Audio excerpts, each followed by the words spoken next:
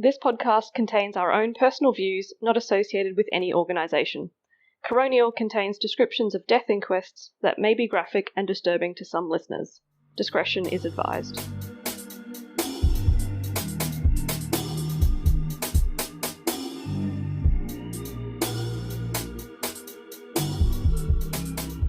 Hello everybody and welcome back to Coronial. I'm Alice.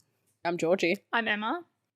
This week I'm going to be telling you about the inquest into the death of Amanda Boyce, who was 13 when she drowned while staying at a resort in Noosa Heads.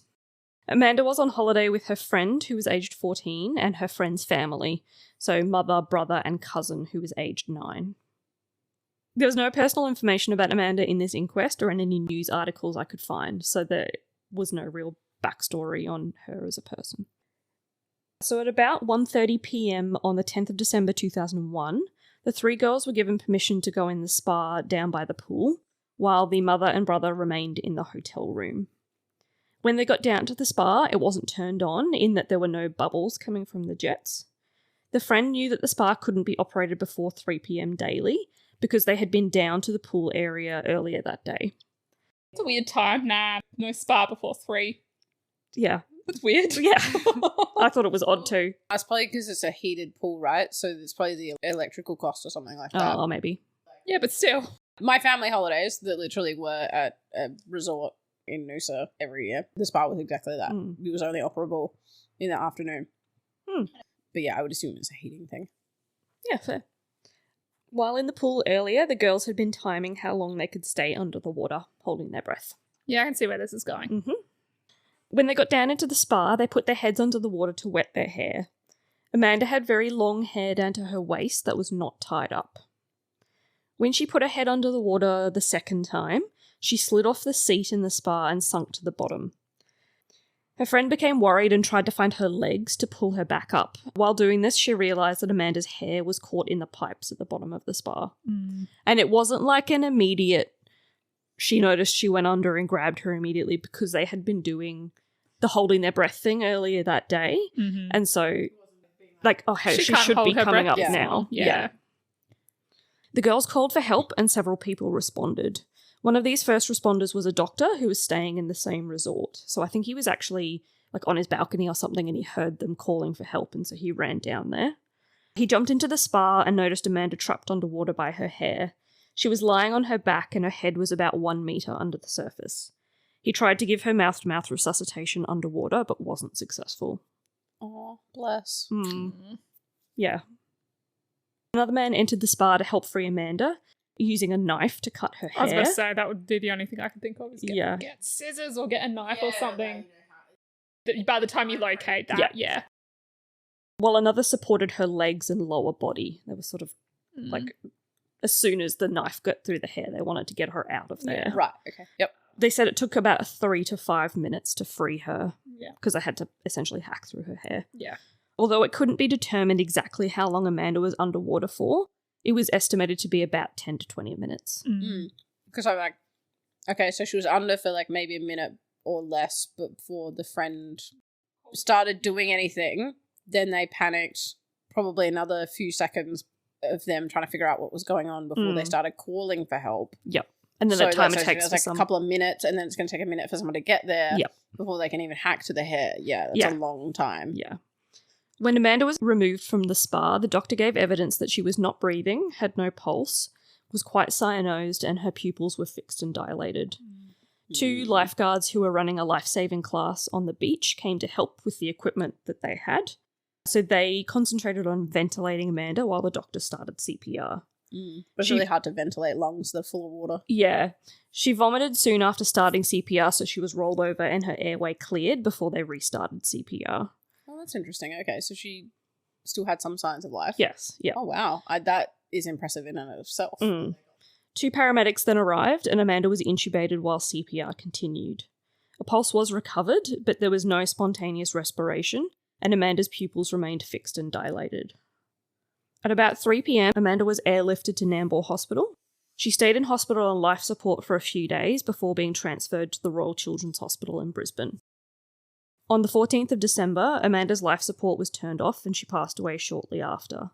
The cause of death was noted as pneumonia, due to or as a consequence of hypoxic brain damage, due to or as a consequence of spa accident. Right, interesting. So they're saying that if the pneumonia hadn't caused her death, was her brain injury... I don't know if you go this far if it says anything. Yeah, no, it didn't go into... Was her brain injury so severe that she ultimately would have died anyway? Yeah. I feel like probably, but they definitely didn't go into that in the inquest. Okay. And of course, like, because she was on holiday with her friend's family. Yeah. Obviously, they needed time for her family to get to her. Yeah. But yeah, that was 4 days that she was in hospital on life support for. Yeah, okay. So the resort where the incident occurred was built in 3 stages. The spa was installed in 1985, but it actually wasn't finished at that time because the building company went out of business. The installation was finished by a pool company who also took care of the routine maintenance repair of the spas and the pools at the resort. In July 2001, the pump in the spa was replaced after it was determined that it would be cheaper to replace the pump than repair it. So that's only 5 months before this incident happened. Okay. A company representative stated that the new pump would have been appropriate for the size of the spa, and the one that was removed was bigger than the new pump. So we go into a little bit of spa engineering here, which was interesting which for we me to all find have out about. Like a huge amount of knowledge in, right? Yeah, exactly. So the spa has 2 outflow outlets at the bottom. Water is sucked in, cleaned, and pumped back into the spa under pressure through the jets. Each of the outlets have a plastic cover called a suction point cover. Generally speaking, this spa met the Australian standards. It had 2 pump branch connections, which meant that if one became blocked, the full pump flow would divert to the free branch, stopping high negative pump suction pressure and allowing the blockage to be removed. So it's sort of like a safety feature of spas. Did it work, though? However... Sorry, I'm like... But then we should have just been able to pull her and it... Yeah. However, there were issues which impacted the water velocity of the right side outlet pipe. There was half a diving goggle found behind the suction point cover, and the cover was not in accordance with the Australian standard. Okay. Right, so the pump was fine, but it was not the covers one. Yeah. Okay. An advisor from Workplace Health and Safety gave evidence at the inquest as to how the incident occurred in their view. So the deficiencies were the suction pipe flow velocities were 35.6% higher than the Australian standard allowed. So the suction was more sucky. More. Yeah. But then one should have stopped if one got blocked. But then how do you know if it's blocked? Does that make... like? Is that routine maintenance, I guess? I don't know. But how often are you doing that? And if only one of them is then working, then it means that if we're saying the other one was potentially blocked with the goggle. Yeah, I don't think it was completely blocked, but it was therefore if it's blocked, diverted to the other side and therefore makes that one more sucky, as you suggested. Again, does that mean that she was, therefore just at so much higher risk of everything getting pulled in that way? But then how were they ever going to notice that one was blocked and therefore everything was diverted? Yeah, I don't know. What's the indicator for that? No idea. Maybe there's a little gauge somewhere that alerts you, but like how, it doesn't sound like there's any kind of mechanism that's triggering that information. Yeah. The flow velocities going through the suction point covers were 469% higher than the Australian standard allowed. Wow. Okay. So quite a lot more. Yeah. And the increased velocities increased the level of turbulence, which then made it more likely that hair would tangle and knot when passing the cover slots and into the suction pipe. Right. So he concluded that hair entrapment in the spa suction piping system was predictable and likely to occur. If the Australian standards had been adhered to... I mean, it's predictable. Yeah. It did happen. Yeah. How do you determine that that's predictable? How do you know But I guess the fact that it happened... Yeah, there's that determination between whether it's a freak accident or whether it was... Yeah.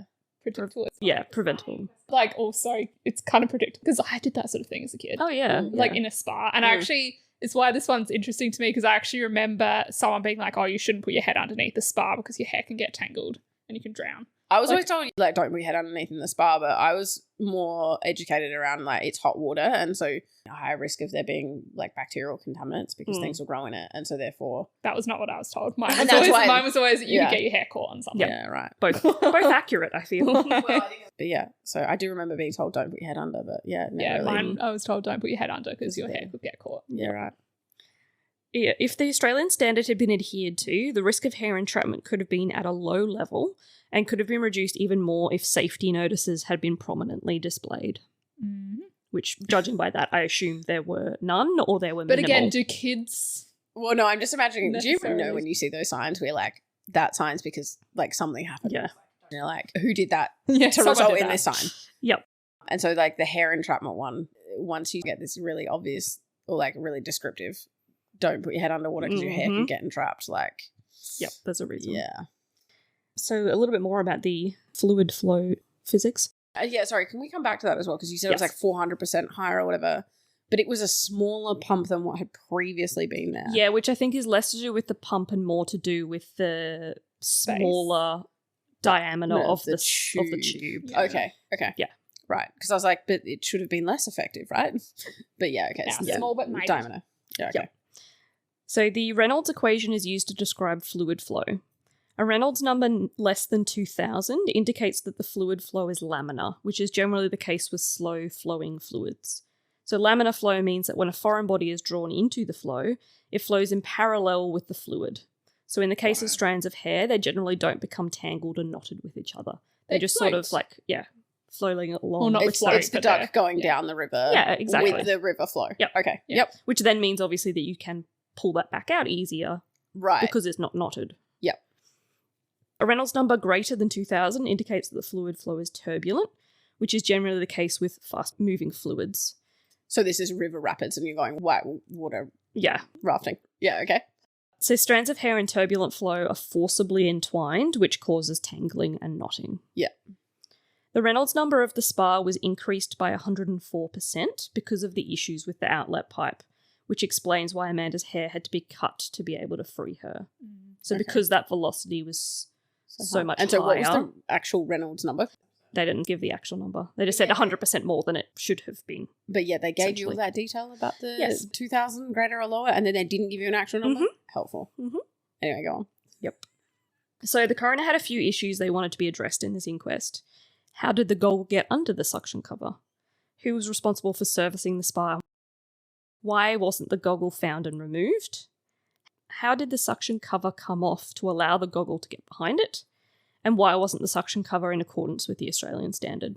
And why were we so concerned about the goggle versus her Because hair? that was the thing that was limiting the size of the pipe, essentially. Right, okay, it wasn't a complete blockage, but it was a partial blockage. Okay. So the resort staff were responsible for cleaning and minor maintenance of the spa, while the pool company who completed the installation were responsible for general maintenance and upkeep. There was no written agreement between the two companies, no statement of responsibilities, and no evidence about how information about the spa was communicated. Excellent. Or how repairs and maintenance were authorised and completed. My favourite way of doing business. Yeah, so essentially no records whatsoever of anything. This is like all of the other ones where it's like, and they were doing all of the servicing but not documenting any of it. Yeah. They were doing all of the other thing but not documenting any of it. And not talking to each other. Yeah. Yeah. Or if they were, not telling anyone that they not talked to each other. documenting the communication. Or not telling the complete story. Or Yeah. Yep. That too. The workplace health and safety advisor gave his opinion on how the goggle came to be under the suction cover. He thought that the screwed thread that sort of used to fix it on had failed a while ago, and the resort tried to fix it by gluing the suction point cover in place to stop it from being removed. With a goggle inside? Before it was glued, he thought that even a child could easily remove the cover. And if they were just playing with it and they took it off and then... They put their goggles inside and then put it back on. If the goggle was just in the spa and then because of the suction it then went over the top and then right. They just put it back on, and then the resort staff didn't check it when they were like, no, let's just glue it on. Let's just glue it. Let's not check underneath it first. And also let's not replace it. Let's not think about if this ever needs to be taken off ever. Yeah. Here's this mobile part. Let's just glue it back. It'll be fine. So, however, it's not just the excessive flow of the outlet pipe that caused Amanda's death. as the resort had not installed an emergency pump stop, alarm, or spa pool safety rules. Yeah, true. There should be an emergency off button for a spa Yeah. anyway, right? That's a good point. Yep. Yeah. And I was there like, wasn't. actually, no, now that I think about There it, yeah, generally is. the spa, there's an on, and then there's the The emergency. big red button. Yeah. Don't touch this unless you really, really need to. Yeah. So, yeah, there was none of that Yeah, in okay. place. Which, if that was the case, the turbulent flow would have stopped. But her hair still would have been quite tangled, but there wouldn't have been Yeah. that opposite pull of pressure, like still trying to pull Trying her to pull hair her in. in. Yeah. So maybe they would have been able to get enough force to get her Possibly, out. yeah. Maybe. Okay. The spa was later dismantled and rebuilt. During the destruction, it was found that during the initial installation, the outlet pipe was crushed, which reduced its capacity to allow water to flow through at the correct velocity. Yeah, right. So there's another contributing factor there. Interestingly, the resort had requested that an employee of the local council, as manager of building services, inspect the spa to protect their interests. He said that he had no specific expertise, and the council had no real power over pools or spas at that time. He said that they appeared to comply, but he couldn't specifically say whether they did or not. So they tried to get their own expert witness to be like they were not at fault. And he said to the inquest, well, I don't actually know much about pools and spas. Well, then he's not an expert witness, is he? I thought you meant for like their installation when they were trying to be compliant with this installation. No, it's after for the the inquest. incident, They were yeah. like, "Oh, we got old mate down the road to just like have a look and be like, yeah, it's all good." And he did do that. He said, Essentially. "Yeah, it's all good." It seems all good, but he also said, I don't really know much. Because I'm just a local council employee. I'm a spa expert. So the coroner's recommendations were all public spa pools should comply with the relevant Australian standard. If they do not, then they should be brought into compliance. He said all public though. Does this count as public? You wouldn't think so. Because it's on a private property? But I 'Cause think it's it's a- for use by the public, like it's not in someone's You just mean, home. yeah, not residential. Yeah, so okay. Yeah. Okay. Does that make it commercial though? Yeah, you'd think so. Anyway, You'd think sorry. like a hotel or resort spa would be commercial. It's Yeah, I definitely think it's not public. either public Yeah. or private, but in the sense like it's public Yeah. as in there's a Yeah. whole bunch of different people who can use it, Yeah, not but just the you also, homeowner. You also have to pay to use it, technically. Yeah. So isn't that private? Yeah. I don't know. As a minimum, public spa pool owners should control the suction pipe flow velocity by fitting an orifice plate into the pump discharge pipe. Oh yes. Sure. Always.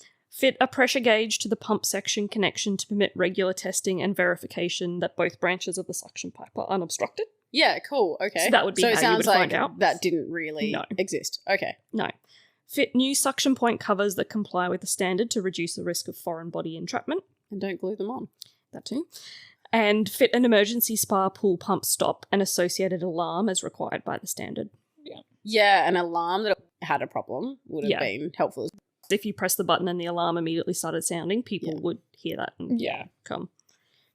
Owners must ensure that all spa pools have a prominent sign which complies with the relevant standard and which gives significant prominence to the requirements that, and this was all in caps, children be supervised in the spa area and that users never put head underwater. Mm. Yeah, right. The parents weren't even there. Oh, Mm. that's horrific. Yep. It's hard with like that age though. Like that's Yeah. a cusp age. Oh, to be like, do 9, the kids 13, 14, they probably don't need supervision. Yeah, well, like- the 13-year-old was supervising the 9-year-old. Perfect. Yeah. Yeah. And Like, remember, this is what 2001. but I also agree so- with that now. I would totally let a 9, 13, and 14-year-old go. Yeah, in a spa. honestly, I probably If would as you're well. in the resort and so Yeah. you're technically, And you just say, don't know, go outside of the pool area. Yeah, that's Yeah. fine. You know, it's also spark, so like the expectation of drowning is not in a pool where like you're expecting them to be not able to touch the bottom of the pool or like get completely. Well, I think they were submerged. swimming as well, but Earlier that day they had been. Yeah. Were they supervised when they were swimming? I'm not sure. I didn't Okay. go into that. I don't know. I see that as an age where yeah, I would expect agree. it to like be if it was okay. just if it was around the 9 years, then no. But like a Yeah. 13, 14-year-old, I would be like, go. Because it's also part of that expectation of independence. And That's right. At allowing that to age, be. it's really that cusp bit. I know Yeah. a lot of places say like 16 and older, but I feel No. like Mm. when you're 14, you think you're an adult. Yeah. And the final recommendation was that owners who have service agreements with professional pool cleaners regularly set out in writing the responsibility of each, such that each is clearly aware of the obligations that each has to ensure that the spa pool complies with the relevant standards from time to time, and most importantly, whose responsibility it is to ensure the spa is working to an optimum standard to avoid any risk of injury or death to users. Seems reasonable. Yep. Yeah. So in 2003, the resort entered a guilty plea to a breach of Section 28 in brackets 2 of the Workplace Health and Safety Act 1995 and was fined $7,500 and ordered to pay $750 in professional costs and $2,000 in investigation costs. Doesn't seem like much. No. And in September 2006, a health and safety alert for public spa pools was published by WorkSafe Queensland to alert obligation holders to the risk of entrapment and other hazards associated with spa pools. So there was some additional work done. To try notify and get that publicly out there. Yeah. That's good. So when I was looking into this, I decided to see whether there were any other similar deaths that had happened since then, so that, maybe there's some evidence that things changed. Unfortunately, in March 2006, an 11-year-old girl died after becoming trapped in the pump intake while duck diving in a spa at an apartment complex in New South Wales.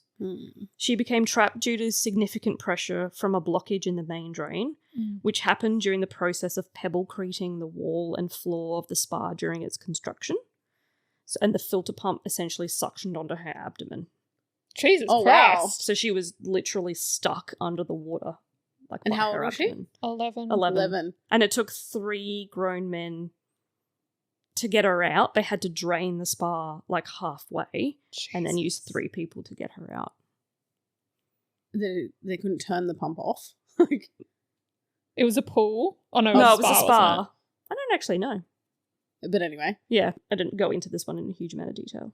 But wow. Yeah. That is That's a lot of force. equally as horrible. But that blockage happened when they were... Yeah, when they were installing the spa. So it just so happened that no one had noticed gotten how close enough to it to suction to it. To at least get sucked onto it. Wow. And I think it was also the fact that, she's 11. She's not particularly heavy. But putting your foot over it or something while you're standing in there, You would and have then you'd the be same like, effect, you that's a think. lot of Yeah. suction. Yep. I can't get my foot out. Yeah. So the coroner's recommendations in that case were that action be taken to prohibit the inclusion of an active main filter drain in the floor of future spa pools, and that media action be taken to inform the public of the potential dangers of these. Where would you put it? Do you put the that's what I was filter thinking. close to the surface of the water so then at least if your hair's getting entangled in it, you're above water, but then does that mean you're a higher risk of entanglement? But would it not be filtering things correctly if it wasn't? It would need to be located under near the the- bottom. Yeah. It needs to be under the water. Yeah. Yeah. Oh yeah, I meant just closer to the surface so that at least if you're getting entangled, you still can But breathe. you'd be, I think you'd But, be yeah. more at risk of getting entangled Entangled because then, you've got exactly. your hair in a ponytail or whatever. Yeah, It's yeah. going to get, and still not going to be particularly comfortable still trying to breathe while you're... or just the filter should never be pumping at such a High Yeah, that's the velocity. thing. You shouldn't be able to get trapped in it. Yeah. And that action be taken to require the certification of pools and spas as being in compliance with statutory and other building requirements, as well as being safe for proposed use by an appropriately qualified and independent expert prior to the pool or spa being used. And is that part of well, I would have thought that should have been part of work health and safety type stuff anyway. Maybe now, but I think at that time it wasn't. It was just specific. Yeah. as long as someone has built it, there were no specific checks around it being safe to use after it had been built. Because I guess as well, that one, it had accidentally got blocked in its construction. And so the assumption would be that it was safe had it been constructed appropriately. Yes. Yeah. But no one had noticed that it hadn't. Yeah. So therefore, versus if you'd had that final safety check, someone would be like, nah, something's wrong here. Yeah. So the Australian standard for public spas was updated in July 2007, but the major changes did not relate to drains or outlet pipes. Oh. Well, that's And not obviously helpful. I didn't want to pay for the Australian standard, so I just tried to find the little blurb it gives you of what was updated, and it didn't mention anything about drains. Yeah. So the Australian Standard for Swimming Pool Safety Part 3 Water Recirculation Systems was updated in September 2010, and its major area of change was that it allowed for the development of alternative skimming devices and outlet covers. Okay. So that at least potentially Trying to help, yeah. And interestingly, the only other spa death that I could find was in February 2023. A 30-year-old man drowned in a Surfers Paradise hotel spa after inhaling nangs. Nangs? You know, like the... Oh, nos. Yeah. So, not really related to the fact of, the spa He was having a drain. inebriated. Yeah, he essentially passed out in the spa and drowned and was found by hotel staff. Well, it's good that since mid-2000s, there hasn't been. So it's a long period of time. Yeah. That's good. So, yes, that was my case. I just thought that was a super interesting one that, sort of seems like there have been things done to prevent similar deaths, at the very least by the signage that there is around all And having an spas. emergency stop, I think, is also going to be the part because, the lack of suction would have made things so much easier. May not necessarily have changed the outcome. But it's a bit easier to pull, to break hair when it's not being also sucked at the same time. And actively entangled all at the same time as well. Yeah. It's so easy to imagine how it happened. And, I'm honestly shocked that there aren't more. Yeah. But I guess maybe not everyone's making it to the point of a coronial inquest because, it seems so easy to happen. Anyone with long hair in a spa. Yep. Especially, I feel like younger children who... if you're an adult sitting in a spa, your head is very much out of the water. And at no point do I and want to you put have it no under. interest in putting your head under the water. But even just, because you're that much taller, your head is definitely out of the water. Whereas for a child who's sitting on the same seat, their head's much closer to the water. Yeah. Yeah, fair. And there's just no interest in putting my head under the water. No. But to be fair, that was always one of my fears as a kid. I honestly don't ever remember having that as a concern. So, I do. I blissfully lived my ignorant life. Put my head under the water. I definitely put my head under the water, so... No, I did not. Cool. Well, thank you everyone for listening. We will catch you again soon. Catch you next time. Bye. Bye.